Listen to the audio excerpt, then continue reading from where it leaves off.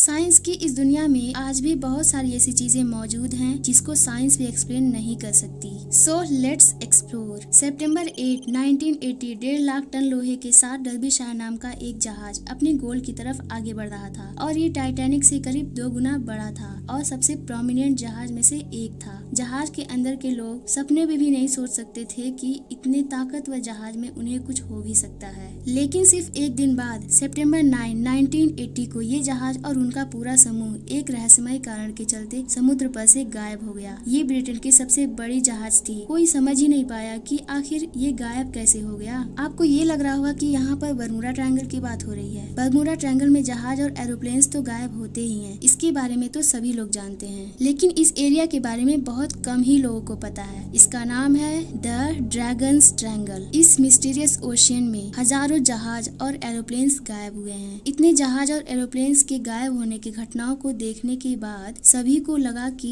इसकी इन्वेस्टिगेशन होनी चाहिए। आखिर यहाँ ऐसी क्या चीज है। इसी के चलते इस एरिया के बारे में और जानने के लिए जापान की एक शिप को भेजा गया, ये रिसर्च करने के लिए कि जहाज आखिर जाती कहाँ है। कई जगहों से रिसर्च टीम को बुलाया गया जो पैरानॉर्मल चीजों में एक्सपर्ट थे। वो शिप रिसर्च करने के लिए गई तो थी, लेकिन कभी वापस लौटकर नहीं आई। आखिर वो वहाँ से कहाँ चली गई, ये कोई भी पता नहीं लगा सका। इस घटना के बाद गवर्नमेंट ने फिर से किसी भी शिप को उस जगह पर आज तक नहीं भेजी। उसके बाद इस एरिया को ऑफिशियली एक डेंजर जोन एरिया डिक्लेयर कर दिया गया, जिसको समझना वैज्ञानिकों के बस की बात नहीं थी। बिना उस जगह गए सिर्फ सैटेलाइट और मैप से उस जगह की रिसर्च हुई, तब पता चला कि ये बिल्कुल बरमूडा ट्रायंगल की तरह ही एक त्रिकोण बनाती है। लेकिन सबसे अजीब बात ये थी कि ये बिल्कुल उसी अलाइंड पोजीशन में मौजूद है। मतलब इन दोनों में, बरमूडा और ड्रैगन्स ट्रायंगल में कोई तो कनेक्शन जरूर है, क्योंकि ये कोई इत्तेफाक नहीं हो सकता। हजारों बार प्लेन्स गायब नहीं हो सकते, ये भी कोई इत्तेफाक नहीं हो सकता। यहाँ डेफिनेटली कुछ न कुछ तो गड़बड़ जरूर है। जब जापान के एडवांस्ड रिसर्च शिप को निगल गई, तब आप तो समझ ही सकते हो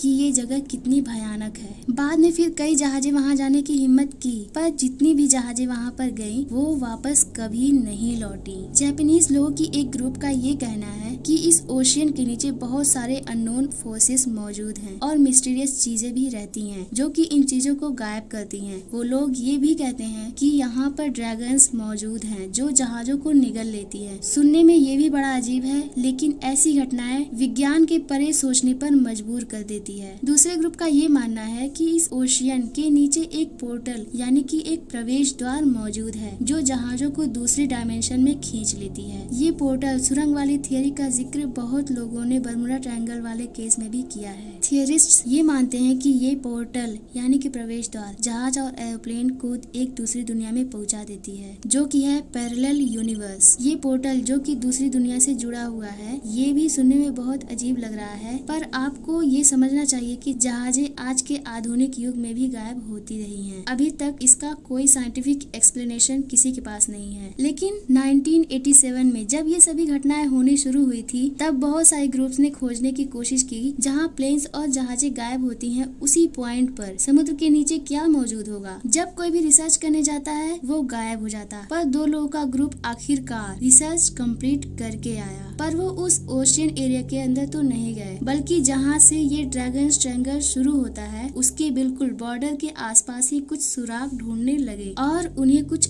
ऐसा देखने को मिला। ऐसे स्ट्रक्चर्स मौजूद है वहाँ पर जो अपने आप बिल्कुल भी नहीं बन सकती। इस ओशन के अंदर ऐसे स्ट्रक्चर्स होते हैं, वो कुछ ऐसे दिखते हैं, उनका कोई शेप नहीं होता, यानी कि वो रैंडम शेप में होते हैं। और डिस्कवरी में ये पता चला है कि किसी का ये बनाया हुआ है। पर जापान का जितना भी एंशिएंट हिस्ट्री है सबको देखा गया, लेकिन इसका जिक्र कहीं भी नहीं है। किसने बनाया कोई भी नहीं जानता। पूरे ड्रैगन्स ट्रायंगल के बॉर्डर पे जहाँ पर ये शुरू होता है, वहाँ ऐसी मॉन्यूमेंट्स बनी हुई हैं। अगर हम लोगों की एक्सपीरियंस और उन रिपोर्ट्स की माने तो वहाँ जाने पर कंपास काम करना बंद कर देती है और जितने इलेक्ट्रिकल इक्विपमेंट्स होते हैं वो भी ठीक से वर्क नहीं करते। वहाँ जाने पर मौसम बदलने लगता है, लहरें उठने लगती हैं और लोगों का कहना है कि आसमान में अजीब अजीब सी आकृतियाँ दिखती हैं। कई रिपोर्ट्स में ये कहा गया है कि उन्हें घोस्ट शिप भी नजर आती है, एक ऐसा घोस्ट शिप जिसमें कोई इंसान मौजूद ना हो। एक अजीब सी बात ये है कि वहाँ जाने पर टाइम डायलेशन जैसी चीजों को भी अनुभव करते हैं। हैं। टाइम डायलेशन का मतलब आप एक एग्जाम्पल से समझो। मान लो आप कहीं पर घूमने गए और आपने ग्रैंडफादर को कहा कि मैं 2 घंटे बाद आता हूँ, और आप टाइम देखकर 2 घंटे बाद घर पर आए और आपके ग्रैंडफादर ने कहा कि 10 दिन निकल गए। तो सोचिए आपको कैसा लगेगा। इसका ये मतलब है कि आपके लिए टाइम स्लो चल रही थी। बरमुडा ट्रायंगल और ड्रैगन्स ट्रायंगल दोनों जगहों पर ऐसे इंसिडेंट हो चुके हैं। टाइम डायलेशन ही एक साइंस फिक्शन दुनिया की एक ऐसी चीज है जो रियल लाइफ में भी होती है और ये साइंटिफिकली प्रूव्ड है। लेकिन पूरे धरती पे ऐसी जगहों पर ही क्यों होता है? धरती पर इतनी एरिया में समुद्र का पानी है, पर पूरे धरती पे सिर्फ इन्हीं जगहों पर क्यों? और यही वो वजह है जिसके चलते लोग इस जगह को पैरेलल यूनिवर्स से जोड़ते हैं और ये कहते हैं कि इस जगह पर कोई अद्भुत सुरंगें मौजूद है जो सारी चीजों को निगल लेती है। बरमुडा ट्रायंगल और ड्रैगन्स ट्रायंगल ये दोनों जगहें दुनिया की उन जगहों में से हैं जहां साइंस चाह कर भी पता नहीं लगा पा रही कि आखिर वहां हो क्या रहा है। अगर आपको वीडियो इंटरेस्टिंग लगा हो तो नीचे कमेंट जरूर करना और वीडियो को लाइक और चैनल को सब्सक्राइब जरूर कर लेना और साथ ही साथ बेल आइकन को भी ऑन कर लेना। Thanks for watching.